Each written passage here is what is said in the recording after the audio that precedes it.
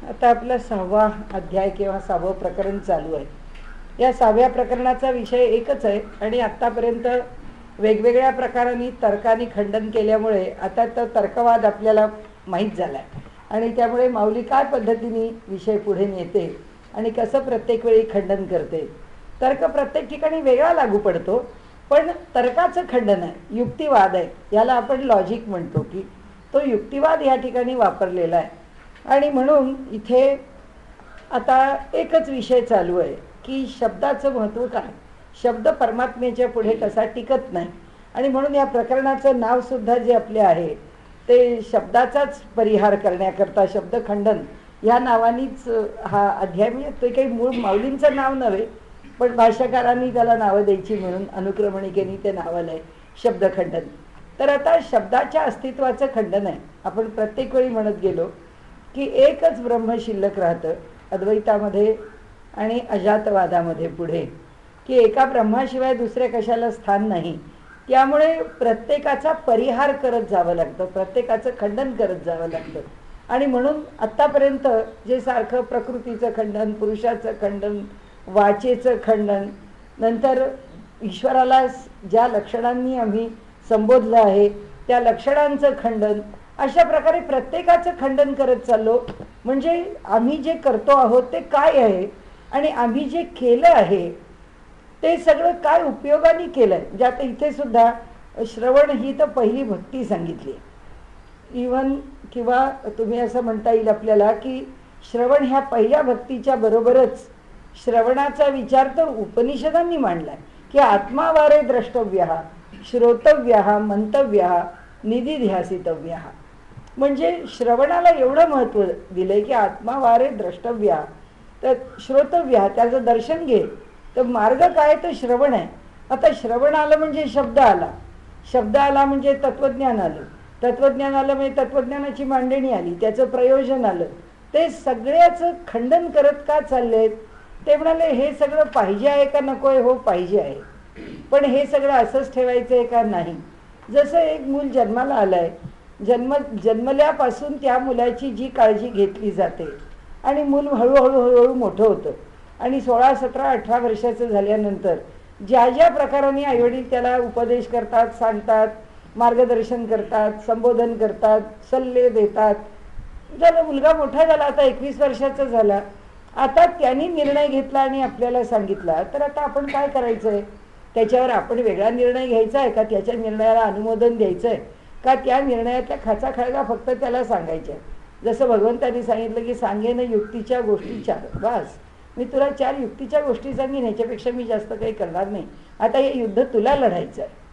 जे नर आणि नारायणाची जोडी येते श्रीकृष्ण आणि अर्जुन. म्हणजे आता श्रीकृष्णाने सांगितलं तुला तयार करण्याचं काम मी केलेलं आहे, तुझ्या मागून सगळी परिस्थिती निर्माण करून ठेवलेली आहे, आता महाभारत युद्ध तू लढ.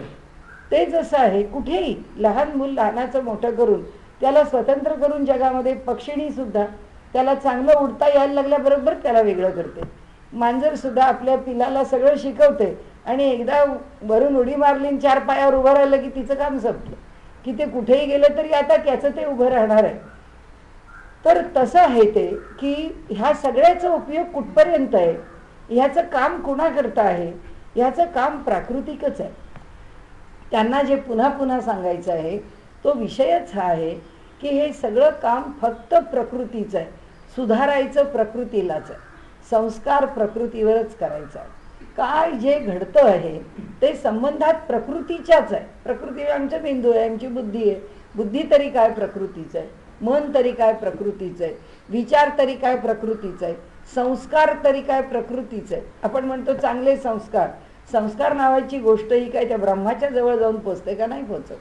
संस्कार पुन्हा देहालाच आहे, संस्कार पुन्हा मनालाच आहे, संस्कार पुन्हा आमच्या अहंकारालाच आहे, संस्कार आमच्या बुद्धीलाच आहे.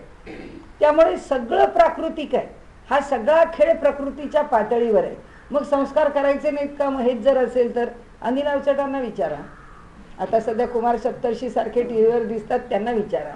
त्यांना त्यांच्या लेखाचं स्मरण असेल, त्यांनी दिवाळी अंकामध्ये लेख लिहिला होता की आमच्या मुलांना आम्ही काही चांगल्या शाळेमध्ये घातलेलं नाही आहे आणि आम्ही आमच्या मुलांना झोपडपट्टीमध्ये वाढवणार आहोत.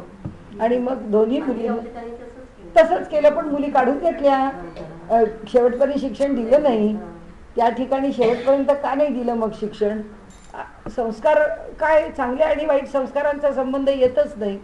असं तुम्ही सुरुवातीला प्राथमिकता इनिशियली काही म्हटलं तरी सुद्धा संस्कार काही त्याचं महत्त्व राखूनच आहेत. म्हणजे इथे आत्ता जर आपण खंडन केलं शिक्षणाने काय फरक पडतो की तो भोळा आहे समर्थांचा, त्याला काही कळत नव्हतं तरी तो उद्धरून गेला. मग कशाकरता शिक्षण पाहिजे? अध्यात्म मार्गाकडे जायचं आहे तर कशाकरता ज्ञान पाहिजे? ज्ञानाची काही आवश्यकता नाही. त्या पातळीवर पोचल्यानंतर आवश्यकता आहे की नाही हा भाग वेगळा ठरेल, पण जिथून सुरुवात करायची तिथून सगळ्याचीच आवश्यकता आहे. आणि त्यामुळे सगळ्यांनीच आरंभ करावा लागतो आणि त्या सगळ्याचा शेवट करावा लागतो. म्हणजे मी अनेक वेळा कदाचित आपल्या दुसऱ्या वर्गात मी विषय मांडला पण असेल की किंवा काल कदाचित आमचं SP चं व्याख्यान आहे तिथे बोलली असेल की हे सगळं कसं होतं, ही सृष्टी कशी निर्माण होते आणि ही सृष्टी कशी लयाला जाते किंवा ती कसा तिचा लय होतो, प्रलय होतो. ही सगळी जी प्रक्रिया आहे ना ती प्रक्रिया तशीच आहे. ती आम्हाला तेच दाखवते की सगळं घेऊन इथपर्यंत यावं लागतं. इथे येऊन प्राप्त केल्यावर एक एक एक एक सोडत पुन्हा मागे निघून जावं लागतं. तर सांगण्याचा विषय असा आहे की आमच्याकडे पंचाग्नी विद्या सांगितलेली आहे. त्या पंचाग्नी विद्येमध्ये म्हणजे मी तो विषय काढलाय म्हणून आपल्यापुढे म्हणते, वास्तविक आत्ता त्या विषयाचं काही कारण नाही आहे. पण ती पंचाग्नी विद्या जी आहे ही पंचाग्नी विद्या असं सांगते की माणसाचा जो पुढचा जन्म येणार आहे, आत्ता आपण धरून चालू की माणसाला माणसानंतर माणसाचा जन्म येणार आहे त्याच्या मृत्यूनंतर, तर तो जाताना तो मनुष्य आपलं काय घेऊन जातो बरोबर? तर आपल्याला माहिती आहे अविद्या ही मूलभूत आहे, त्याचं कर्म आणि त्याच्या वासना हे सगळं तो बरोबर घेऊन जातो. हे त्याचं कर्माशय आहे आणि हा कर्माशय त्या जीवाच्या बरोबर निघून जातो. आता त्या जीवाला जन्म घ्यायचा आहे, तो जन्म घेताना काही धारणा आहेत, काही संकल्पना आहेत, त्या काही धारणा घेऊन तो पुन्हा जन्माला येतो. आता त्या धारणा म्हणजे आमच्याकडची पहिली पंचाग्नी विद्येमधली पहिली आहुती आहे. ते म्हणाले 5 आहुती द्याव्या लागतात, त्यातली पहिली आहुती आहे. ती पहिली आहुती कशाची आहे? ती पहिली आहुती आहे श्रद्धेची. श्रद्धा म्हणजे काय? याचा पुढचा जन्म कशावरती येणार, काय प्रकारचा येणार, हा काय दरोडेखोर होणार का, हा सामान्य मनुष्य होणार का, हा भित्रा होणार का, हा मानसिक रुग्ण होणार का, हा मनोविकृत असेल का, हा अत्यंत विद्वान असेल, काय असेल त्याच्या प्रारब्धामधलं जे सिलेक्शन, जी त्याची निवड, जे एकत्रीकरण होईल त्याच्यावरती त्याचा जन्म आहे. म्हणजे ती त्याची श्रद्धा, त्या श्रद्धेची पहिली आहुती आहे. म्हणजे पहिल्यांदा याच्या कर्माची आहुती. आहुती याचा अर्थ त्याचा कर्म हा त्याचा डिसिसिव्ह फॅक्टर आहे, ती निर्णायक बाब आहे आणि त्यामुळे ती निर्णय घेते ती पहिली आहुती. त्या श्रद्धेच्या आहुतीनंतरची दुसरी आहुती हा पृथ्वी तलावरून त्या सोम म्हणजे चंद्रा लोक जो आहे तिथे जातो. त्या चंद्रलोकावरून जो खाली यायचा तो पहिल्यांदा मेघांशी युक्त होतो. दुसरी आहुती मेघांच्या मधून पृथ्वीवर येतो, जमिनीवर पडतो, धान्यात जातो आणि त्याच्यातून त्यांनी आईवडील निवडले, त्याची श्रद्धा निवडली पहिल्यांदा की त्याचं सगळं पुढचं पिक्चर तयार आहे की ह्याला कोणते आईवडील, ह्याला अनुकूल काय आहे, ह्याला जे प्रारब्ध भोगायचं आहे त्याकरता ह्याला कोणत्या घरात जायचं आहे.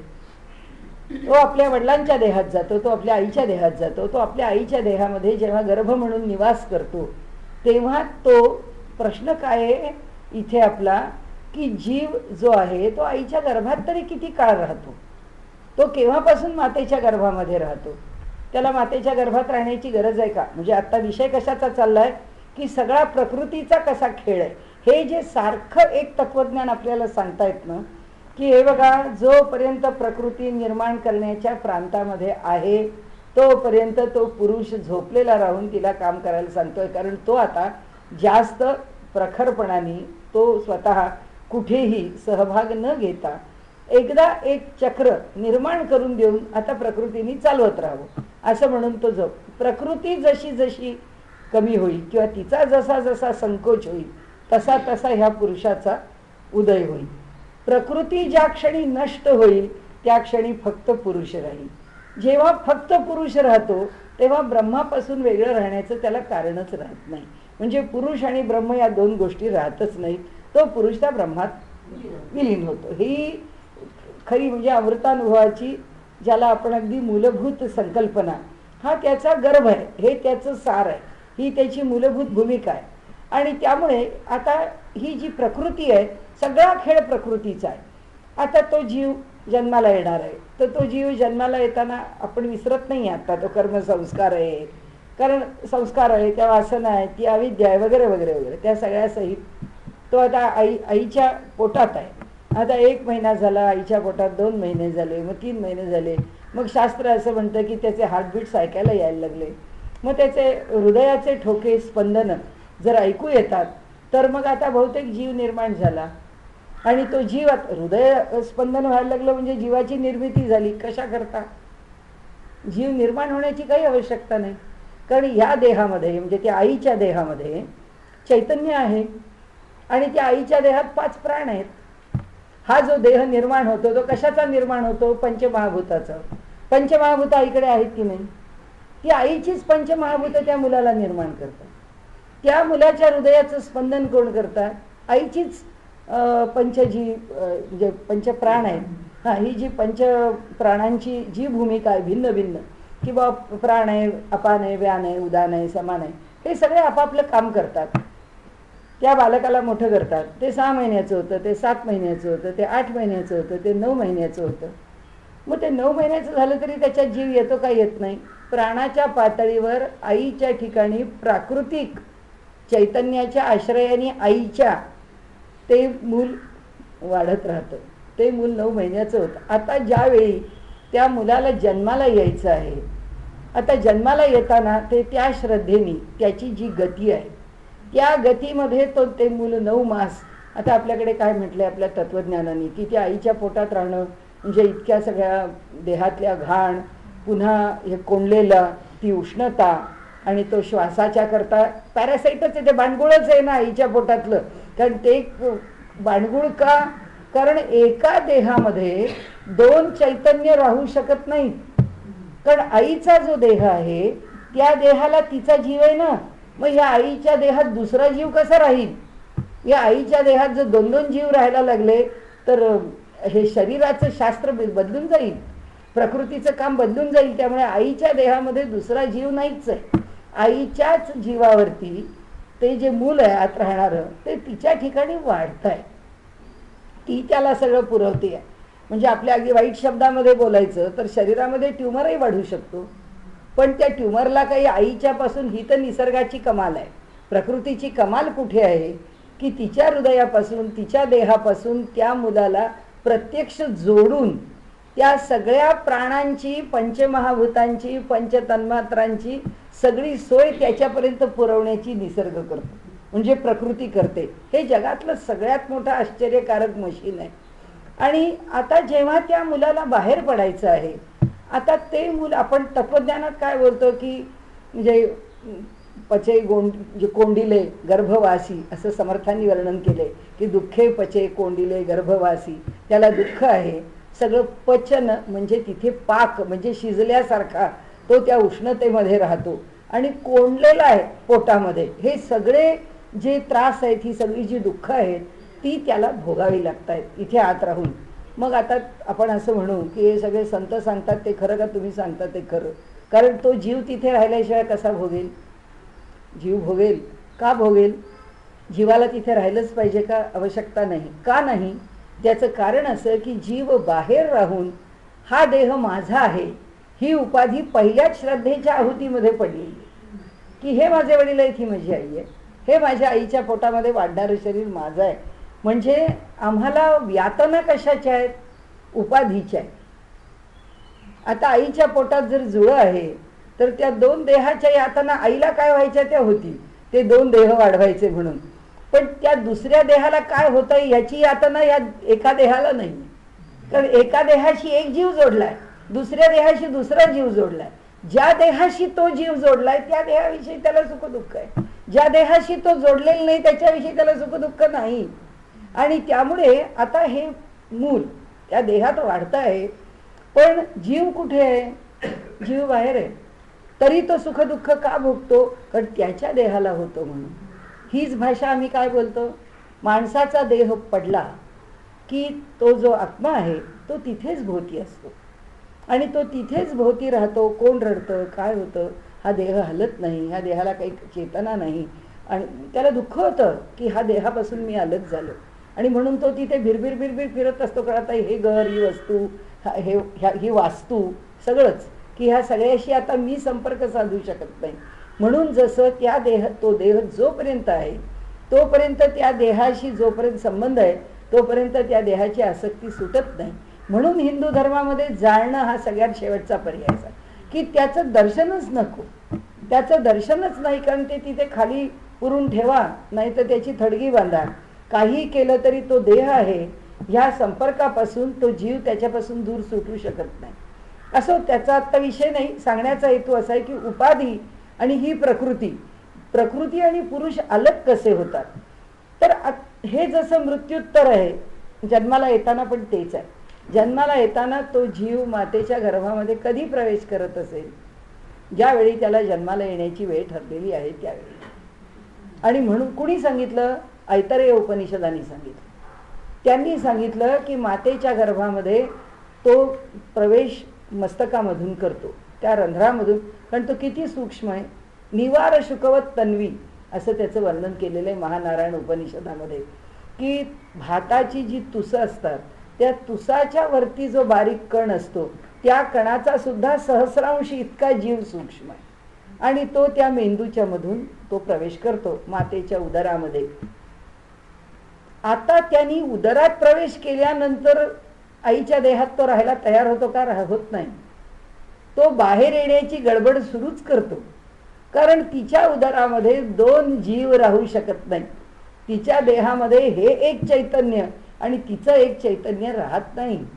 ते चैतन्य फक्त त्या देहाला घेऊन बाहेर पडण्याकरता मातेच्या उदरात येऊन राहतं, आणि मातेच्या उदरातून ते जीव चैतन्य आपल्या देहाबरोबर बाहेर पडतं. आणि म्हणून आपल्याकडे जे म्हटलंय ना, आता संस्कार कोणाला? अभिमन्यूवरती संस्कार केले की बाबा हे त्याला चक्रव्यूह सगळी कृष्णाची योजना आहे की सुभद्रेच्या पुढे बसून त्यांनी कसा चक्रव्यूह रचावा. त्याला अनेक प्रकारचे व्यूह माहिती आहेत, पण हा एक व्यूह अत्यंत कठीण आहे की जो रचला जाऊ शकेल आणि त्याचं भेदन करून आत जाता येईल का. तर त्याला ते शिकवतात, पण त्यांनी ते सुद्धा त्याला अर्धवट शिकवलं आणि त्यांनी हुंकार दिला आणि मातेच्या गर्भामधून. आणि मग तो विषय त्याला मिळाला तेवढाच त्याच्याविषयीचा, म्हणजे चक्रव्यूहात प्रवेश करणं. एवढंच का दिलं? योजना त्याची आहे. त्याला फक्त चक्रव्यूहातून आत न्यायचं होतं, कारण त्याचा मृत्यू दिसत होता. की भगवंताची योजना आहे सगळी. भगवंतानी महाभारतामध्ये, किंवा महाभारत कशाला म्हणूया, भगवद्गीतेमध्ये त्यांनी म्हटलं की निमित्त मात्र भवसव्य साचीन. अर्जुना, तू फक्त निमित्त मात्र आहेस. तुला फक्त युद्ध लुटुपुटीचं करायचं आहे. जे मरणार आहेत त्यांना मी मारूनच ठेवलेले. ते गेलेले आहेत, संपलेले आहेत. ते सगळे कालानी पक्व झालेले जीव आहेत. माझ्या दृष्टीने जे पक्व आहेत ते कालाच्या भक्ष्यस्थानी पडणारच आहे. म्हणजे हे इतकं सगळं स्वच्छ आहे. तसा तो जो जीव तो संस्कार गर्भामध्ये करतो. म्हणजे काय? ते गर्भसंस्कार कुणावरती? त्या चैतन्यावरती. चैतन्यावरती काहीच संस्कार होऊ शकत नाही. चैतन्य कुणाचंही असलं, अगदी 100 खून केलेला दरोडेखोर आहे, खुनी आहे, अगदी फार मोठा गुन्हेगार आहे, तरी सुद्धा त्याचं चैतन्य शुद्ध, बुद्ध, मुक्त आणि नित्यच आहे. त्याच्यात काही फरक नाही. मग बिघडलं काय आहे? त्याची बिघडली आहे ती फक्त प्रकृती बिघडली. त्या चैतन्याला काही बिघाड झालेला नाही आहे. आणि आता आम्ही जो जीव जन्माला येतो तो काही संत आहे का, तो गुन्हेगार आहे का, तो सामान्य मनुष्य आहे का, तो सामान्य सज्जन आहे का, फार मनाने दुबळा आहे का, फार मनाने कठोर आहे, आम्हाला माहीत नाही. पण त्या जीवाला चांगल्या दिशेने जाण्याकरता आम्ही एक संस्कार करतो. तो संस्कार आवश्यक आहे का नाही हे आपण आता का बोलतोय? कारण या सगळ्याचंच खंडन करायचं, तर मग हे करायचं कशा करता? ते म्हणतात हे खंडन केव्हा आहे? त्या अमृताच्या अनुभवामध्ये. तिथे पोचेपर्यंत प्रकृतीच्या पातळीवर या सगळ्याचीच आवश्यकता. हे सगळंच आवश्यक आहे. हे सगळंच आम्हाला गरजेचं आहे. म्हणून हे या शब्दात मांडणं गरजेचं आहे. म्हणून शब्दाची देवता सरस्वती आहे. गणेशाला आणि सरस्वतीला वंदन केल्याशिवाय ज्ञानेश्वर माऊलींनी तरी आपलं मंगलाचरण थांबवलंय का? अगदी ज्ञानेश्वरीतलं तर इतकं सुंदर मंगलाचरण आहे, ते सुद्धा त्यांनी दोघांनाही वंदन केलंय. म्हणजे आपण म्हणू मग यांना जर शब्दाचं महत्त्व नव्हतं तर मग तिथे त्या सरस्वतीचं वंदन का केलं? व्यवहारच आहे. पण जी अंतिम स्थिती आहे अनुभवाची, की ज्या स्थितीमध्ये ब्रह्मभावाला यातलं काहीच टिकत नाही, त्या पातळीवर हे शिल्लक उरत नाही. आणि म्हणून हे जे द्वैती आहेत ते म्हणतात तुम्ही हे जे अद्वैत आहे हे नको त्यावेळी सांगून ठेवून ह्या अद्वैताचा गोंधळ इतका उडवून टाकता की समाजामध्ये मनुष्य आचार धर्म सोडून देतो, म्हणून कडाडून हल्ला अद्वैतावर. नाहीतर उपनिषदाचं तत्वज्ञान अद्वैत नाही असं कोणी मानणार नाही असं नाही, पण समाजामध्ये अहो आम्ही काय ईश्वर आणि आपण एकच आहोत, मग ईश्वराची पूजा केली काय आणि नाही केली काय, केलीच पाहिजे असं काही आहे का? केलीच पाहिजे. आम्ही आमच्या पातळीवर खरं काय खोटं काय, सत्य असत्याचा एक पंगत होते, भक्त अभक्ताची एकच पंगत होती, ज्ञानी अज्ञानाची एकच पंगत होती त्याच्या पातळीवर. मग आम्ही अज्ञानी राहिलो म्हणून कुठे बिघडलो, मग आम्ही अभक्त राहिलो म्हणून कुठं बिघडलं असं नाही आहे. त्या पातळीवर तो काय पाहतो आणि आमच्या पातळीवरून तिथपर्यंत पोचायला काय आवश्यक आहे, या सगळ्याचा विचार करावाच लागेल. आणि तो जीव या जगामध्ये जन्माला आल्यानंतर त्याला ते सगळे संस्कार आहेत, त्याला त्या शब्दाचं महत्त्व आहे, त्याला व्यवसाय आहे, त्या जीवाच्या ठिकाणी या सगळ्या गोष्टी जोडलेल्या आहेत. आता येताना बघा, हा जीव जेव्हा येतो तेव्हा तो मेघातून अन्न, म्हणून आपण अन्नमयम ही सौम्य मना असं आपल्याकडे उपनिषदांचं वचन आहे की आमचं मन म्हणजे चित्त कशापासून निर्माण झालेलं आहे, तर म्हणाले त्या अन्नापासून निर्माण झाले. आणि मन सात्विक आहे, अन्नाच्या सात्विक अंशापासून मन निर्माण झाल्यामुळे मनाचा गुणधर्म सात्विक आहे. म्हणजे पहिली श्रद्धा आहे, जी श्रद्धा आमचा जन्म ठरवते. तिसरी श्रद्धा आहे जिथे तो अन्नात प्रवेश करतो. श्रद्धा म्हणजे तिसरी प्रक्रिया, त्या पंचाग्नीमधला तिसरा अग्नी, त्या अग्नीतली तिसरी आहुती, ती तिसरी आहुती मनाची आहे, तिथे मन ठरतं. मन म्हणजे चित्त, अन्नमयम ही सौम्य मना म्हणजे आमचं चित्त. आता ते चित्त जे आहे त्या चित्ताचं तरी एवढं कशा करता, कारण चित्त बोलल्यानंतर पुढे सरळच त्याच्या जन्माचा विषय आहे. आणि त्यामुळे म्हणाले चित्ताचा इथे निर्णय का, त्या निष्कर्षाला तत्वज्ञान काय येतं त्या चित्ताच्या पातळीवर. कारण असं आहे की त्या चित्तामध्ये मन आहे, बुद्धी आहे, अहंकार आहे आणि चित्त म्हणजे स्मरण आहे. आता स्मरण नेहमीच देतं. आता आपण काल परवा पाहिले, आताही आपण शेवट बघूनच पुढे जाणार आहोत. तर स्मरण हा भाग आहे की ज्याच्यामुळे आमचा व्यवहार चालतो. स्मरण नसेल तर या घरी यायला आम्ही दर शुक्रवारी पोचलोच नसतो, कारण दर शुक्रवारी हे घर कुठे आहे इथपासूनच शोधायला सुरुवात झाली असते, कारण आमच्या स्मरणातच नाही या घराचा पत्ता काय. तर त्यामुळे इथे स्मरण आमचं जीवन चालवतं. नंतर आमचं मन आहे ते संकल्प विकल्प करतं. आता मनाने संकल्प विकल्प केले असं फक्त नुसतं म्हणायचं, आणि आमचं जे चैतन्य आहे ते सगळं चालवतं. म्हणजे आम्हाला हात हलव, पाय हलव, ते चैतन्यच नसेल तर आमचा देहच चालणार नाही. म्हणजे चैतन्य हे सगळं करतं, पण चैतन्य कुणाच्यामुळे करतं. तत्वज्ञान असं सांगतं की चैतन्य आपल्या ठिकाणी आपल्या करता आपल्या इच्छेने ते काही करत नाही. म्हणजे चैतन्यापर्यंत काय करावं हे आणून कोण पोचवतं. म्हणजे चैतन्यापर्यंत हा शब्द कसा आला, तो शब्द असा आला की आमच्या मेंदूनी संवेदना द्यायची की आता हात हलव. मग मेंदूनी संवेदनेनी हात हलव म्हणतं, त्या मेंदूला हात हलवणं आणि त्या हाताने हलणं ही जी जाणीव आहे ती ज्या प्रक्रियेतून जाते ती प्रक्रिया प्रकृतीची नाही, ती प्रक्रिया चैतन्य आणि प्रकृती यांची आहे. म्हणजे देहामध्ये जाणीव आणि प्रकृती वेगळी राहू शकत नाही. म्हणून मातेच्या उदरामध्ये ते चैतन्य जे आहे ते चैतन्य त्या जीवाला वाढवत नाही. मातेचं चैतन्य आणि मातेची प्रकृती, मातेची पंचमहाभूत त्याला वाढवतात. म्हणून त्याच्या ठिकाणी वेगळं चैतन्य राहून ते त्याला वेगळ्या जाणीवा देत नाही. एका ठिकाणी दोन चैतन्य वेगळ्या वेगळ्या जाणीवा देऊ शकणार नाही, म्हणून ते तिच्या जीवावर मूल वाटतं. आता हे बाहेर पडलेलं मूल, म्हणून आपल्याकडे काय सांगितलं की ते आतमध्ये असतं, तेव्हा त्याची बुद्धी काय म्हणते की सोहम सोहम, तो मी आहे, तो मी आहे, चैतन्य मी आहे, चैतन्य मी आहे, असं ती प्रकृती त्या पुरुषाचं स्मरण करते. आणि बाहेर आल्यावर कोहम कोहम, मी कोण आहे, मी कोण आहे. का, कारण त्या मूलभूत अविद्येने तो जीव ग्रासलेला आहे. आता आत असताना तो जीव नव्हता, तो मातेचा जीव त्याला वाढवत होता. ती प्रकृती तिच्या शुद्ध रूपामध्ये होती, ती प्रकृती तिच्या शुद्ध रूपामध्ये होती, म्हणून त्याच्या चित्ताचं स्फुरण पण शुद्ध रूपामध्ये होतं. कारण त्या प्रकृतीचं शुद्ध स्फुरण आहे, त्याच्यावरती वेगळ्या चैतन्याचा, वेगळ्या चित्ताच्या वृत्ती तरंगाचा स्पर्श नाही आहे. म्हणून तो आतमध्ये का सोहम सोहम म्हणतो? आतमध्ये सोहम सोहम म्हणतो कारण ती मूलभूत शुद्ध प्रकृती आहे.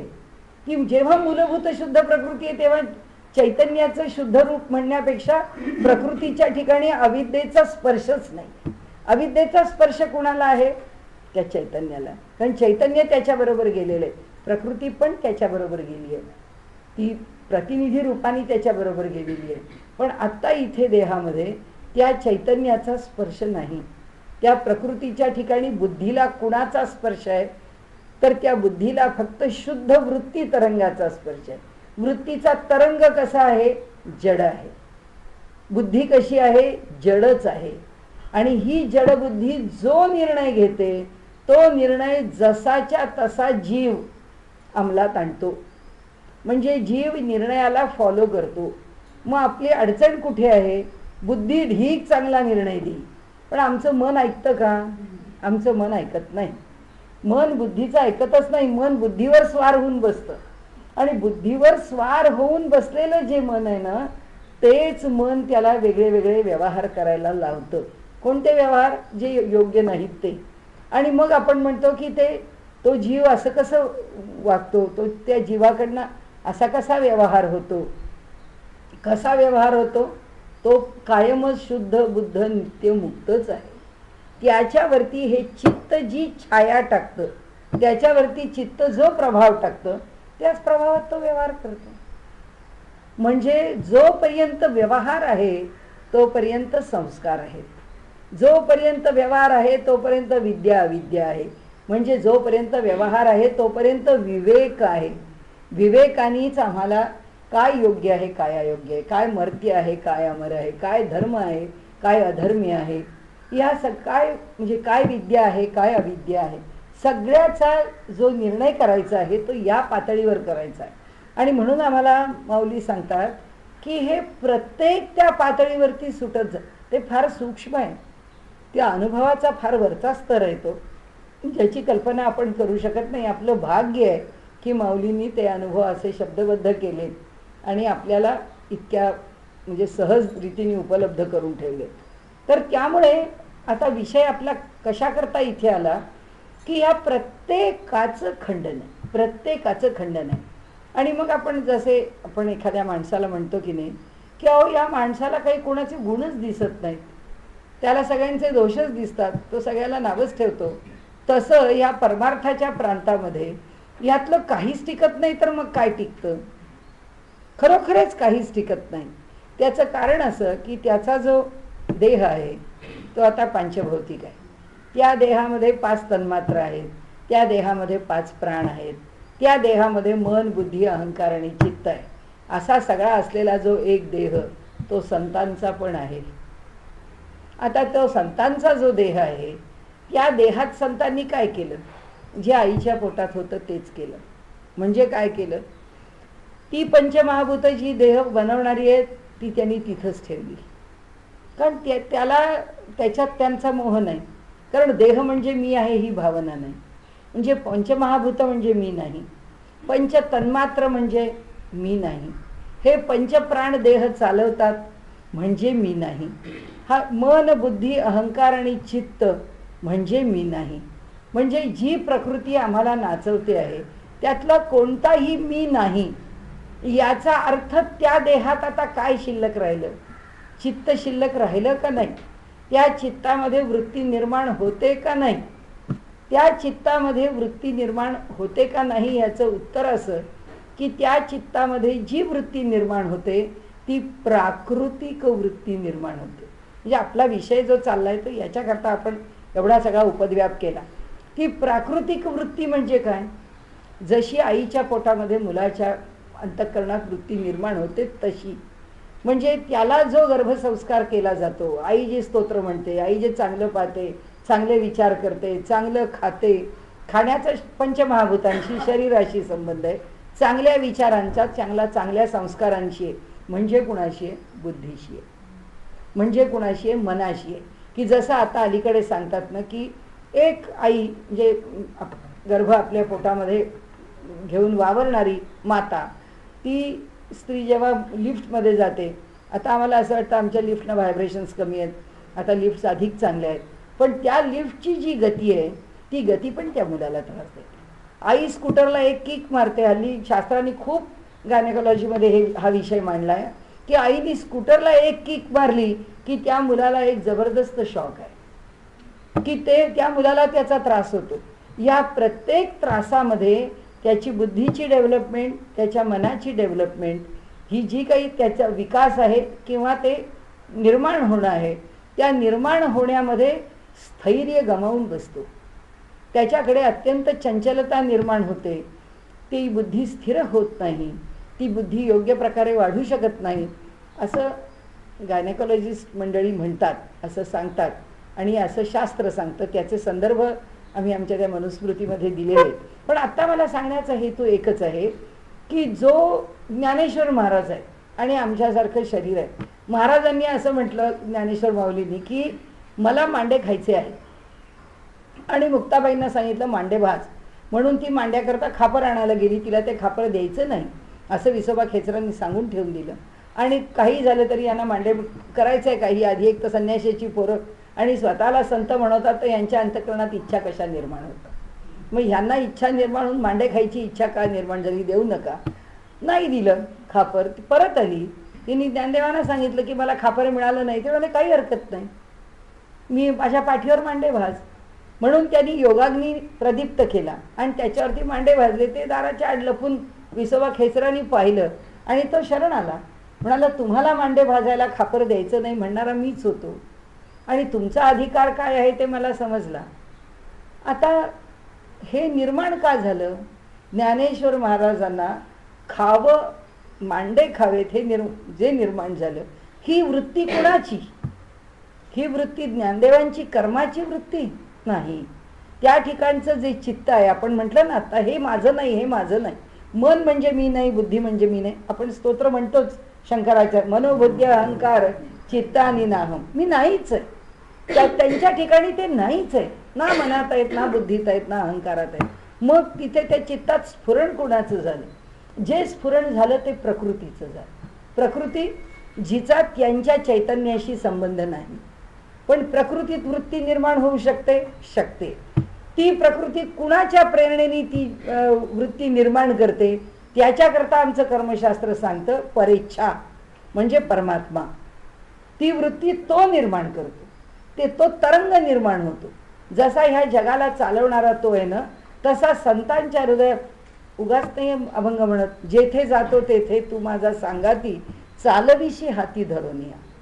तू आमच्या हाताला धरून चालवतोस म्हणजे सारखी माझ्यावर, कारण त्याचा अर्थ आम्ही आमच्या सोयीने करतो की आता आम्हाला संकट येणार असं देवाचं नाव घेतलं की तो माझ्या बरोबर आहे, मला म्हणजे मी यशस्वी होणार, मला यश मिळावं, त्याचं नाव घेतलं म्हणजे तो मला यश देईल. त्याकरता संत म्हणत नाही. संत म्हणतात हा देह जो चालतो तो आम्ही नाहीच चालवत. त्यामुळे हियरान जाने परे प्राण है के श्याम है. त्यांनी म्हटलं की आम्हाला कळतच नाही की हृदयाचं कार्य आहे ते प्राणाच्या पातळीवर चालतं का ते परमात्मा चालवतो. कारण का म्हटलं, कारण ते प्राण पण जर माझे नाहीत, ही जर मला जाणीव आहे, मी म्हणजे जर केवळ चैतन्यच आहे, तर मग ही वरची खोळ काय आहे? ही जर खोळ टिकायचीच असेल तर ही टिकवतो कोण? प्राण टिकवतात. म्हणजे हा देह चालवायचा आहे म्हणून प्राणाच्या पातळीवर चालवतात का भगवंत चालवतो? भगवंताला माहिती. ते म्हणतात त्याच्याशी सुद्धा आम्हाला कर्तव्य नाही. हियरान जाने परे प्राण है के श्याम है. म्हणाले आम्हाला माहित नाही की आम्ही कोण आहोत, की राम आहे का कृष्ण आहे का हे प्राण चालवतात. म्हणजे जे सत्पुरुष आहेत ते बोलतात, ते खातात. समजा ज्ञानेश्वर माऊलींना ते मांडे खाताना ते मांडे काही कडू नाही लागले, ते गोडच लागले. मांडे गोड लागले हे काय आहे? ही वृत्ती आहे. ही काही वृत्ती नाही असं नाही, पण कडू लागले तरी वृत्ती आहे, गोड लागले तरी वृत्ती आहे. मग ही वृत्ती, ज्ञानेश्वरांचं देह नाही, मन नाही, बुद्धी नाही, 5 प्राण नाही, काही नाही, मग ही कुणी निर्माण केली? ही प्रकृतीने निर्माण केली. तसंच आईच्या उदरात ते बालक आहे, त्या बालकाच्या ठिकाणी त्याला काही चांगलं ऐकायला मिळालं आणि जे चांगलं मिळालं ते त्याच्या बुद्धीमध्ये नोंदलं गेलं, रजिस्टर झालं, स्टोअर झालं. हे कुणी स्टोअर केलं? हे त्या पंचप्राणांनी, हे त्या बुद्धीनी, हे त्या मनानी. हे त्याच्याकरता त्याच्या चैतन्याला मध्ये पडावं लागत नाही. म्हणजे काय आहे, हे एक चैतन्य आणि हे एक पंचभौतिक शरीर, ह्या 2 गोष्टी आमच्या देहामध्ये आत्ता जुळून बसलेल्या आहेत. त्या जुळून बसल्याशिवाय देह चालणारच नाही. संतांच्या देहामध्ये पण त्या दोघी एकमेकांच्या जोडीने जुळलेल्याच बसल्या आहेत. फरक इतकाच आहे की संतांना एकाच देहामध्ये चैतन्य कसं वेगळं आहे आणि हा देह कसा वेगळा आहे हे त्यांना एखाद्या ब्लड पिक्चरसारखं, एखाद्या पॅथॉलॉजिस्टने दिलेल्या रिपोर्टसारखं दिसतं. त्याला एखादा एक्सरे काढावा आणि त्या एक्सरेमध्ये हाड कसं आहे, त्या एक्सरेमध्ये काय त्या हाडाची स्थिती, हे जसं क्लिअर दिसतं अगदी स्वच्छ, तितकंच संतांना माझं चैतन्य भिन्न आहे आणि हा देह भिन्न आहे ह्याची जाणीव होती. पूर्णपणे त्या देहाची भिन्नता, म्हणजे एका ठिकाणी राहून, म्हणजे त्याची गंमत कशी आहे बघा. म्हणजे ईश्वराची कृपा का मानली आहे? म्हणजे कोणीही आमच्या वैदिक दर्शनं आणि अवैदिक दर्शनं, आम्ही अवैदिक दर्शनाला का त्याच्यावर हल्ला करतो? काय वेडे म्हणून हल्ला करतो? ते आमचं ऐकत नाही म्हणून हल्ला करतो? म्हणजे दुर्दैव असं आहे की आज जसं आम्ही समाजामध्ये ऐकतो की मुस्लिम माणसांनी हा भाजप आहे, हा RSS आहे, हा हिंदुत्ववादी शिवसेनावाला आहे, हा मनसेवाला आहे, किंवा ह्या हिंदुत्ववादी हिंदू सभा या संघटना आहेत, ह्या संघटना फार हिंदू धर्माचा आग्रह धरतात.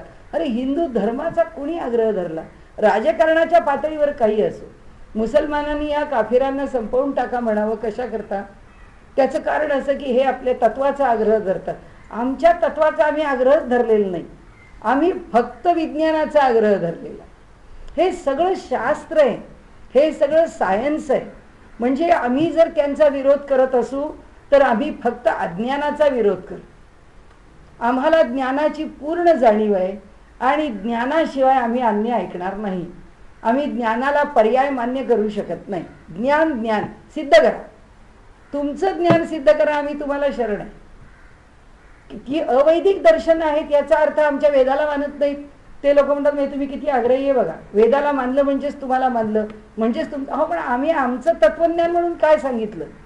जी वस्तुस्थिती आहे ती सांगतो. म्हणून आत्ता या पातळीवर संतांचं जेव्हा रूप काय आहे हे समजून घेण्याची, अनुभूती ही काय स्थिती आहे, हे जे मोठं सौंदर्य आहे ते सौंदर्य असं आहे की देहाला सांभाळणारं चैतन्य देहामध्ये राहून देहापासून 100% अलग आहे आणि तरी सुद्धा तो प्राकृतिक देह 4 माणसासारखा व्यवहार करतोय. म्हणून ज्ञानेश्वर माऊली सांगते, अलौकिक न होआवे लौकिकाप्रती. 4 लोकांमध्ये वावरताना आपलं काय वेगळेपण आहे हे लोकांना दाखवू नये. प्रसंग पडल्यास दाखवायची वेळ येते. भिंत चालवायला लागली, रेड्यामुखी वेद बदवायला लागले, प्रसंग पडले, नाही तर मोठेपण दाखवायची गरज नाही. आता ते कशावर चालतं हा प्रश्न आहे ना. की म्हणून कोणतंही शास्त्र असो, आपल्याकडे ईश्वराला मानत नाही त्याला नास्तिक म्हटलं. नास्तिक याचा अर्थ तो स्वतंत्र बुद्धीने विचार करतो, आम्ही रॅशनॅलिझम तुमच्याकडे नाही, आम्ही इंटेलेक्च्युअल रॅशनॅलिस्टिक थिंकिंग करणारी माणसं आहोत असं म्हणणारी जी माणसं आहेत त्या माणसांना हा धर्म फार बुरसटलेला आहे म्हणून विचारत नाही, हा भाग नाहीच आहे. हा तुझा देह चालतो, ह्या चालण्यामागे एक शक्ती आहे आणि जी कोणती शक्ती आहे ती शक्ती त्या थोर पुरुषांनी अनुभवली आणि त्यांनी सांगितलं आहे की जे माझं जीव चैतन्य आहे ते या देहात अलग असलं तरी हा देहाला चालवण्याचं काम ते चैतन्य करतं, ईश्वरी चैतन्य करतं. कारण का तर ते सर्वदूर भरूनच राहिलेलं आहे. प्रकृतीचं काम का करू शकते? कारण ब्रह्म सगळीकडे गच्च भरून राहिलेलं आहे. पहिल्या प्रकरणात आपण पाहिलं की ब्रह्म सर्वदूर घनदाट भरलेलं आहे. म्हणजे आता ह्या देहाचं काम कोण चालवतं? ह्या देहातल्या प्रत्येक वृत्तीचं काम हे ते ब्रह्म चालवतं. म्हणून तिथे संतांनी काय म्हटलंय की हियरा न जाणय परय, प्राण है के राम है, प्राण है के श्याम है. काय ज्याला ज्याचं दैवत आवडेल ते. की कोण चालवतो आमच्या हृदयाला? तो चालवतो. तो चालवतो म्हणजे आता आम्ही त्याच्याशी जोडलेले नाहीच आहोत. कसे जोडलेले नाहीत आहोत? ही सगळी दर्शनं कोळून प्यायलेले आहेत ते. कारण ह्या प्रत्येक दर्शनाला जे डोकं खर्च करावं लागलेलं आहे ते कशात लागलेलं आहे की ह्या चैतन्याचा प्रकृतीशी कसा संबंध जोडला. म्हणजे ह्या चैतन्याचा प्रकृतीशी संबंध जोडल्याबरोबर जेव्हा जीवानी या देहात देह म्हटला की एक जीव हे आपल्याला लक्षात ठेवलंच पाहिजे. चैतन्यमय परमात्मा आहेच, कारण तो सगळीकडेच भरून आहे, तो या देहातही भरून आहे. पण ह्या देहाला चालवणारा जो जीव आहे त्या जीवानी इथे प्रवेश केल्यानंतर त्या चैतन्याचं काय, म्हणजे त्या जीव चैतन्याचं काय, तो जीव चैतन्य ह्या देहाशी कसा जोडला जातो, याच्याकरता सगळ्या दर्शनांच्या मध्ये मारामारी आहे. आणि ती सगळी मारामारी संतांनी आपल्या अनुभवातून सोडवलेली आहे. आणि म्हणून अनुभूती कशाची आहे? अनुभूती देहामध्ये राहून ते जे अनुभवतात तो एकच अनुभव आहे की या सगळ्यापासून ते चैतन्य अलिप्त. चैतन्याला काही स्पर्शत नाही. आणि आम्हाला अमृतानुभवात त्यांना हेच सांगायचं आहे, वारंवार सांगायचं आहे, अनेक प्रकारांनी सांगायचं आहे की चैतन्याला काही स्पर्शत नाही. आणि जे सत्पुरुषाच्या देहात आपल्याला दिसतं ना तेच बरोबर आईच्या गर्भातल्या त्या गर्भामध्ये दिसतं. तेच आहे, तेच प्रकृती चैतन्य तिथे कार्य करतं. हेच प्रकृती आणि त्या प्रकृतीवरती नियंत्रण करणारं चैतन्य त्या संतांच्या ठिकाणी कार्य करतं. म्हणून आपल्याकडे काय म्हटलंय की बाल पिशाच्यवत म्हणाले संत कसे राहतात? एक तर निरागस बालकासारखे राहतात, नाही तर पिशाच्यवत राहतात. म्हणजे काही करतील, दगड मारतील, फेकतील, त्याला जवळ येऊ देणार नाहीत. आपण अनेक संतांच्या, अनेक अवलियांच्या, अवधूतांच्या कथा वाचलेल्या आहेत, ऐकलेल्या आहेत की त्यांना काही फरक पडत नाही. त्यांना दगड मारतो म्हणजे हा मनुष्य असा कसा, हा दयाशील नाही, याला बुद्धी नाही का, याला कळत नाही का? ते बालवत इतकी निरागसता अंतःकरणात आहे की जी त्या आईच्या पोटातल्या गर्भाच्या ठिकाणी वृत्तीच नाही. आणि त्यामुळे ज्या वृत्ती निर्माण होतात त्या प्रकृतीच्या पातळीवर आहेत. म्हणजे त्याचं सौंदर्य असं आहे की त्या बालकाच्या ठिकाणी सुद्धा जो गर्भात संस्कार झालेला आहे तो संस्कार पुन्हा त्या देहामध्ये त्याच्याच करता रजिस्टर झालेला आहे. त्या चैतन्याकरता काही रजिस्टर झालेले, ते त्याच्यापुरतंच राहणार आहे. ते सगळे संस्कार चांगले घेऊन तो फक्त पुढे जाणार आहे. त्या सगळ्या चांगल्या संस्कारांचा तो उपयोग करून घेणार. म्हणजे सगळ्याची काय म्हणूया आपण मूल्यमापन करत चाललो तर ते तेवढ्याच करतात. आणि म्हणून हे जे तत्वज्ञान आहे हे तत्वज्ञान कधी नष्ट होईल, या तत्वज्ञानाला कोणी चॅलेंज करील, त्या तत्वज्ञानाला कोणी खोटं करेल असं भीती वाटायचं काही कारणच नाही. कारण हे पूर्ण शास्त्र आहे, हे पूर्ण सायन्स आहे. आणि त्यामुळे आपल्याकडे शास्त्र असाच शब्द वापरला, हे वेदांत शास्त्र आहे. आणि म्हणून या चार्वाकांवर वगैरे जो जबरदस्त हल्ला केला, बौद्धांवर आणि जैनांवर जो जबरदस्त हल्ला केला, का केला? म्हणजे आज आमच्या देशामध्ये कोणत्याही स्थितीमध्ये माणूस भ्रमित झालेला आहे मत कसं द्यावं याच्याकरता, तरी तो कितीतरी डोक्याचा भुगा करून शेवटी त्यातल्या त्यात भ्रष्टाचार कमी कशाने होईल याच्याकरता एक मत टाकतो. तो मत टाकतो पण तो काय करेल विचारा, ह्यात काही बदल करता येत. तसं आहे ते की जसं चूक आम्ही चालवून घेणार नाही त्याच्याकरता काय करता येईल, तर आम्ही सगळा शास्त्रार्थ हा त्याच्याकरता आहे की बौद्ध धर्म का रुजू देऊ नये. दुर्दैव आहे आमचं की आम्ही कशाचाच विचार आज राजकीय पातळीवरती खोल केला नाही, की निर्धर्मवाद म्हणून त्या बुद्धाची मूर्ती नेऊन ठेवून दिली. अहो पण त्याचं तत्वज्ञानच टिकणारं नाही, त्यालाच आम्ही आमचा प्रतिनिधी मानला, पण समाजामध्ये बोलायची सोय नाही.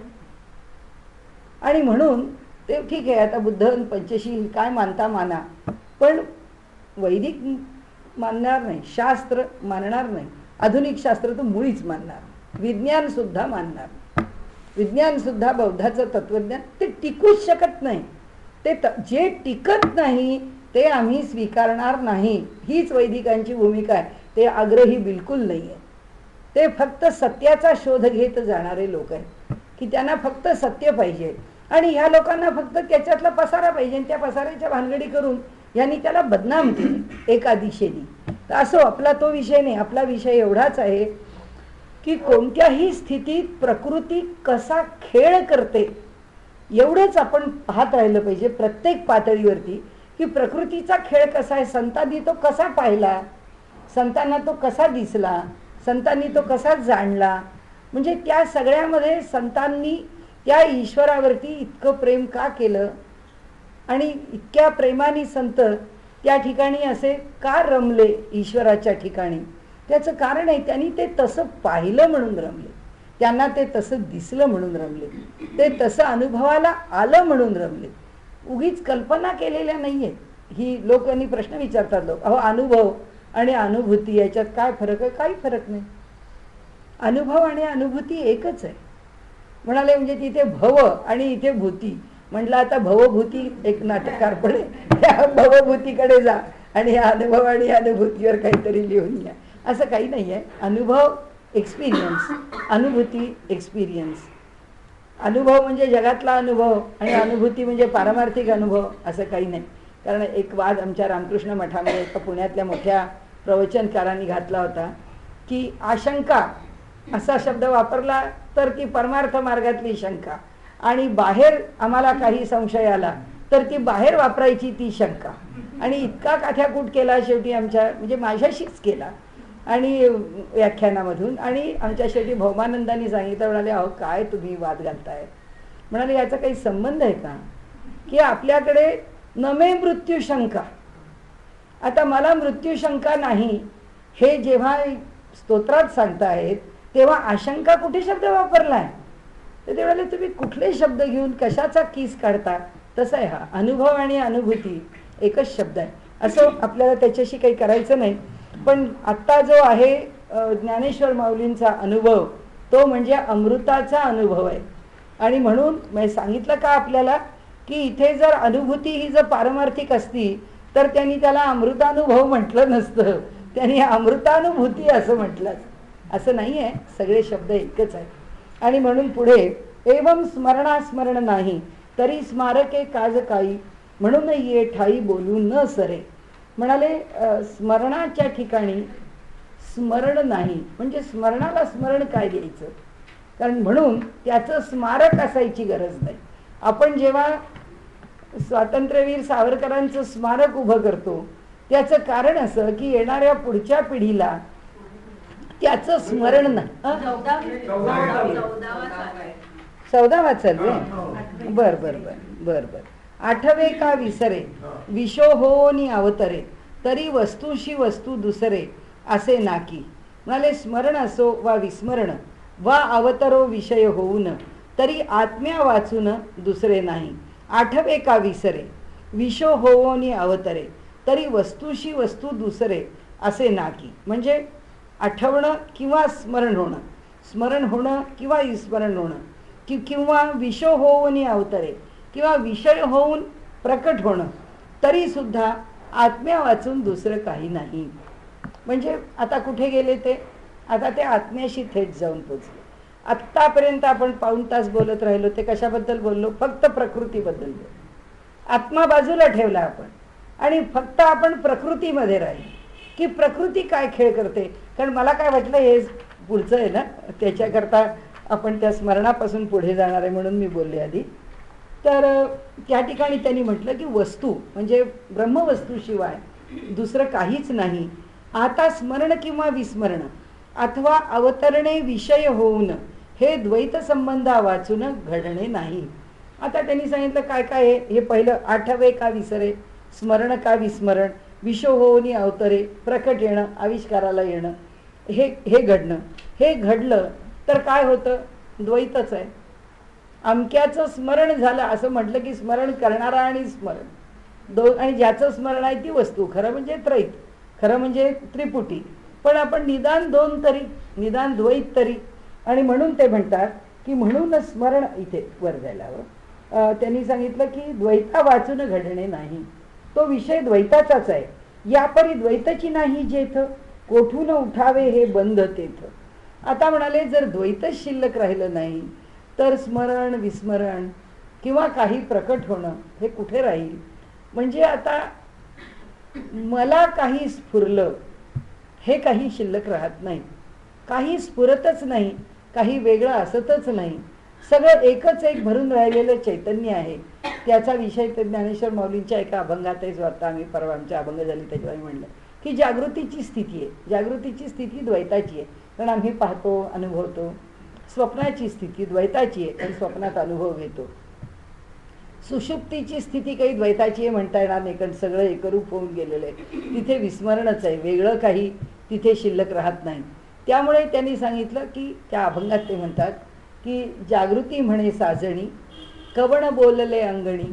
ती जागृती म्हणते आपल्या मैत्रिणीला की काय गं बाई, या अंगणामध्ये कोण बोललं, या अंगणात कोण बोललं, याचा अर्थ अंगण कोण, तर हे जग. द्वैत दशेचे अंगण, इथे पुढे ओवी आहे ती आपल्या अमृतानुभवात, अद्वैत ओळगे आपण. ते म्हणाले ह्या जगामध्ये वावरताना द्वैत दशाच आहे, या जगात द्वैताशिवाय दुसरं काही नाही. कारण जग म्हटलं की द्वैत आलंच.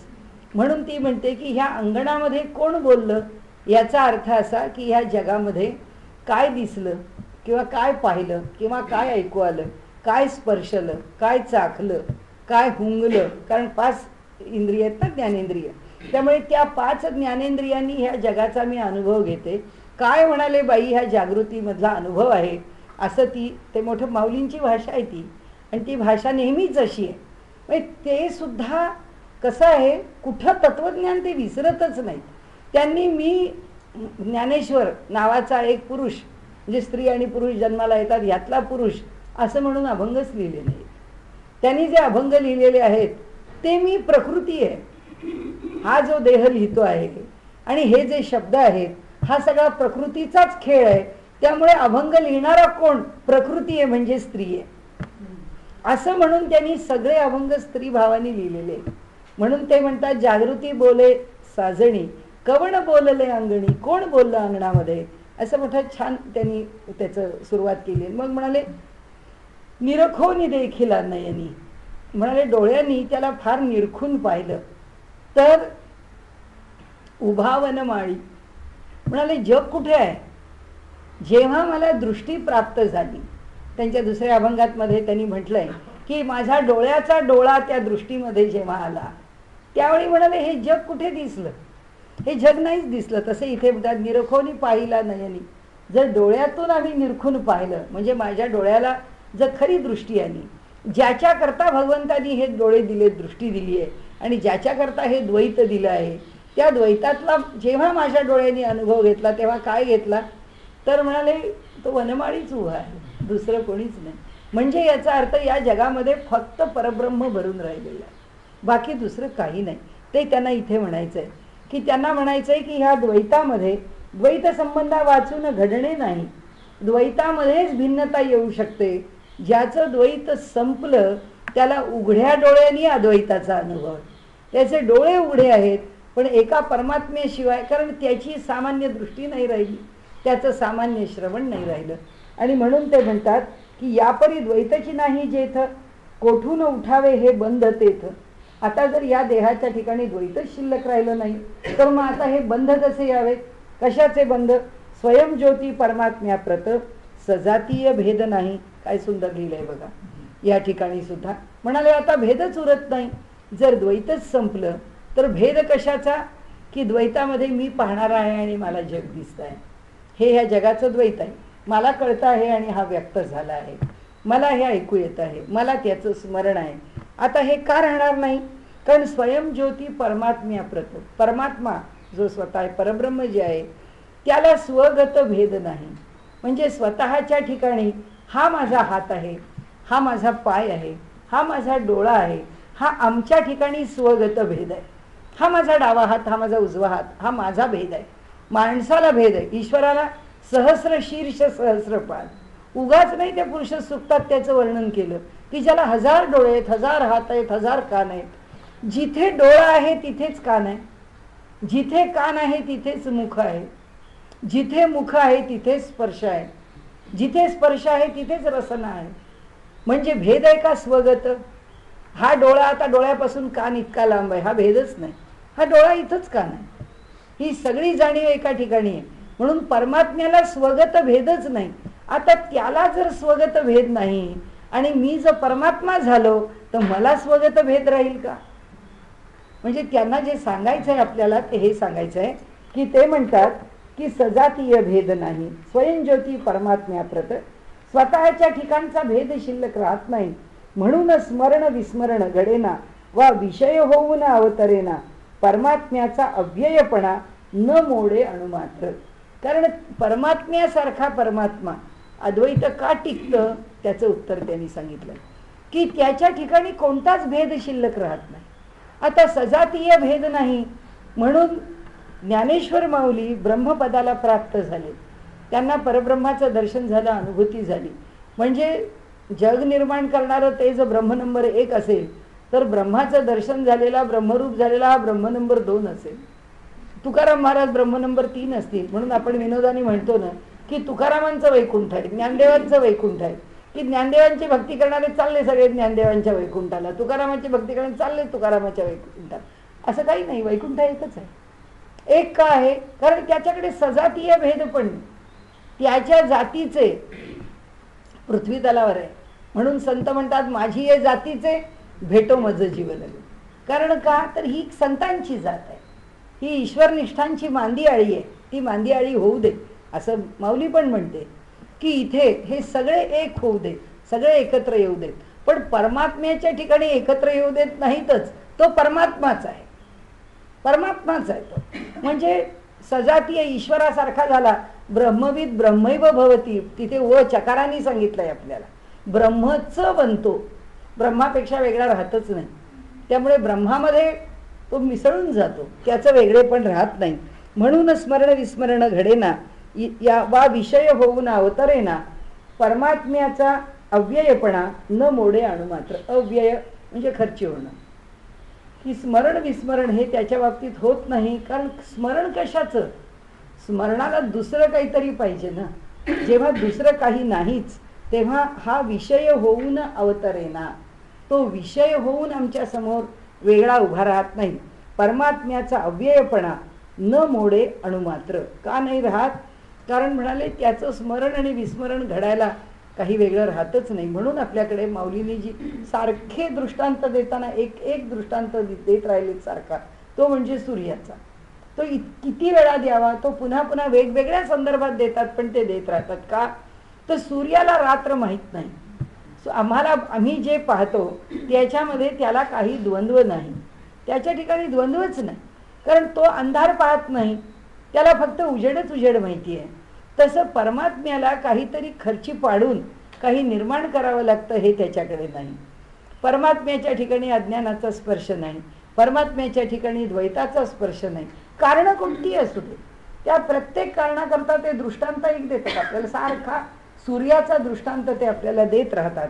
आणि म्हणून ते इथे म्हणतात की स्मरण होणे वा विस्मरण होणे हे अन्य वस्तूच्या गुणे. आता त्यांनी आपल्याला पुन्हा मुद्दलात सांगितलं की दुसरी वस्तू आहे म्हणून स्मरण आहे.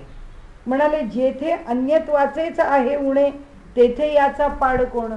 म्हणाले जिथे अन्य नाहीच तोच आहे.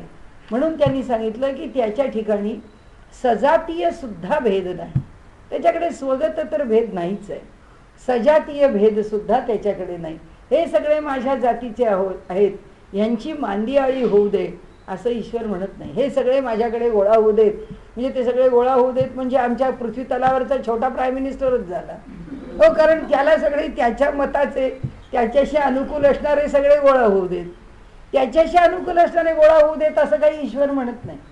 आणि त्यामुळे बौद्धांनी ईश्वराला मानलं नाही म्हणून तू मला मानत नाही, तुझ्या तोंडातली जीभ छाटून टाकतो असं परमात्मा म्हणत नाही. त्याचं कारण असं आहे की तू मला मान की न मान. उलट भगवान म्हणतो की मैं तेरा मेहमान, की तू मानलं नाही मानलंस तरी मी तुझ्या ठिकाणी आहेच आहे. आणि मी तुझ्यावरती कुठलाही अन्याय करणार नाही, मी तुझ्यापासून दूर होणार नाही. कारण माझ्या ठिकाणी भेदच नाही आहे. तू चांगला आणि वाईट हा भेद माझ्याकडे नाहीच आहे. आणि म्हणून चांगल्याला काही वेगळं द्यायचं आणि वाईटाला काही वेगळं द्यायचं असं घडत नाही. फक्त ते कुठे घडतं? लौकिकामध्ये प्रकृतीच्या पातळीवर घडतं. प्रकृतीच्या पातळीवर का घडतं? त्रिगुणांच्या मुळे घडतं. सत्व रज आणि तम यांच्या तारतम्याने आम्ही सुख दुःख भोगतो. आणि ते तारतम्य कशाने येतं? कर्माने येतं. कर्मामुळे ते तारतम्य म्हणजे कमी जास्त विषमता, आम्हाला जे वेगळं वेगळं अनुभवायला येतं ते त्याच्यामुळे अनुभवायला. हे त्रिगुण आम्हाला नाचवतात. मग हे त्रिगुण कोण आहे? प्रकृती आहे.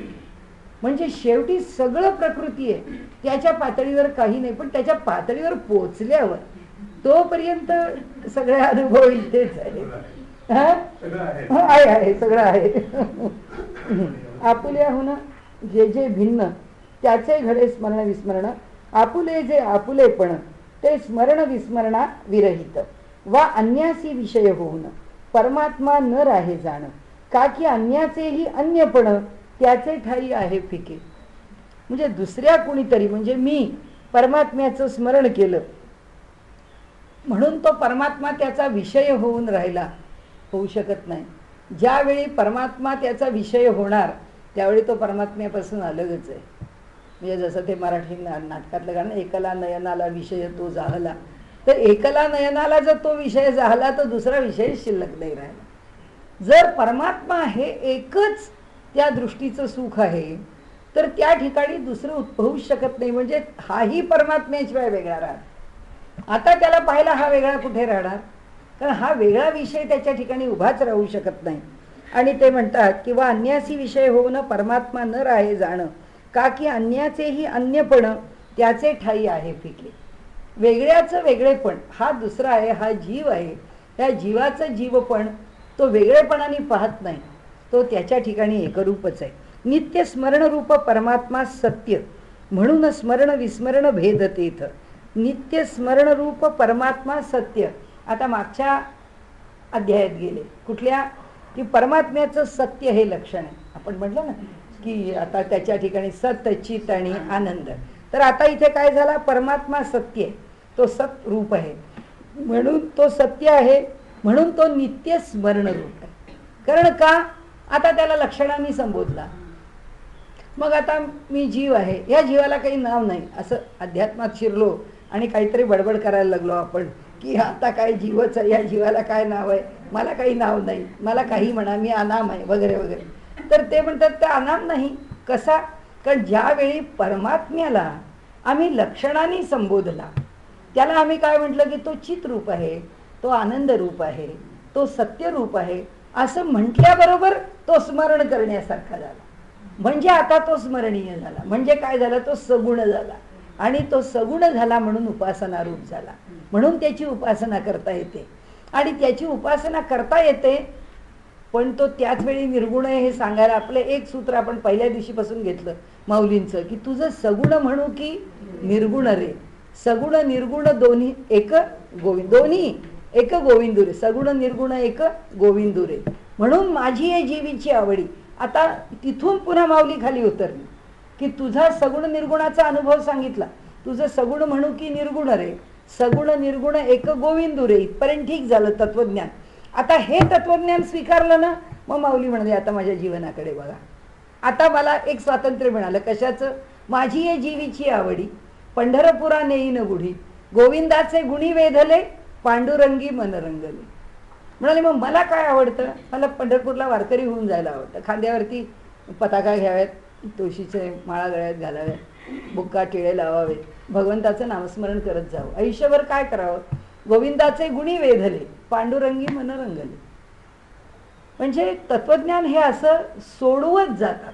आपल्याकरता त्यांनी तत्वज्ञान सोडवलंय. आणि म्हणून ते सांगतात, म्हणून स्मरण विस्मरण भेद तेथ, मुळी न उत्थान पावत, तोच सर्वत्र एकटा. म्हणून हे जे भेद आहेत हे खरं निर्माणच होत नाहीत. फक्त ज्या पातळीवर शब्द बोलायचा आहे त्या पातळीवरती ते कोणते भेद स्वीकारायचे हे आपण ठरवायचं आहे.